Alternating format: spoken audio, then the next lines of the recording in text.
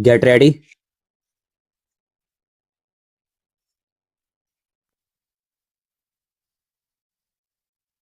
Start.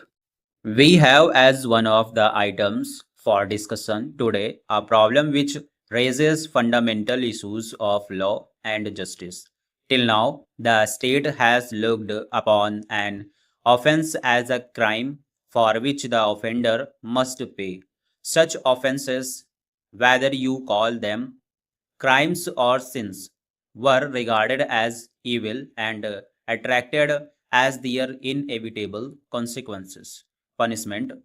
Punishment was therefore regarded as a consequence of crime and justified in itself. The classic exposition of this view is in the principle an eye for an eye, a tooth for a tooth, later age however, raised the question of the utility or justification of punishment. Critics arose who asked how a murdered person benefited by the slaughter of his murderer. In fact, the only result was the loss of life of two individuals instead of one. Punishment was therefore sought to be justified on grounds of its deterrent character, but even this did not satisfy critics who pointed out that, as a matter of fact, punishment did not deter. A new school of thought arose which approached the problem of punishment from the point of view of reform of the offender. Instead of a retributive theory of punishment, we thus find the emergence of an educative and reformatory theory of punishment. This dispute between the different theories of punishment has not yet been settled, but on one point there is almost unanimous agreement among both theorists and practical men of affairs. All agree that in the case of juveniles, there must be a change of outlook with regard to punishment. For one thing, young persons without maturity of judgment cannot be held fully responsible for their actions. For another, experience has shown that confinement of such juveniles in jails confirms them into criminals.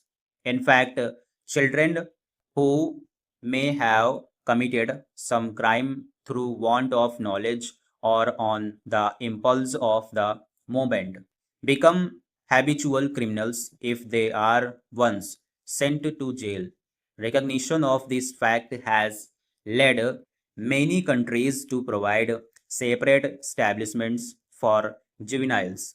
In India, we have had reformatories and houses of correction in different provinces, but it must be admitted that even these have not fully met the purpose. The provision of such reformatories or juvenile jails has no doubt separated the juvenile offenders from the confirmed criminals. But as they themselves have been miniature jails, the educative aspect has not found the emphasis. The position with regard to the care and management of juvenile delinquents is thus obviously unsatisfactory. In the first place, not all the provinces that have children's acts on their statute books are working them adequately. The work is chiefly confined to bigger cities, and even there it leaves much to be desired. The probation officers have not the requisite training, nor have the magistrates of the juvenile courts the required qualifications. The certified schools are not working properly, and aftercare is all but non existent. A little consideration will show that in a matter like the problem of juvenile delinquency and the proper methods of dealing with it, there must be uniformity among the different provinces. It is also desirable that the practice of this country should conform as far as possible to that of other enlightened countries of the world. In the UK, the persons between the age of 8 and 17 are regarded as juveniles and are tried by special juvenile courts. Panels of magistrates are selected from justices of peace and according to present regulations, these panels consist of 2 or 3 persons selected every 3 years. In metropolitan courts, one of the magistrates must be a woman, while outside London, this practice is observed as far as possible.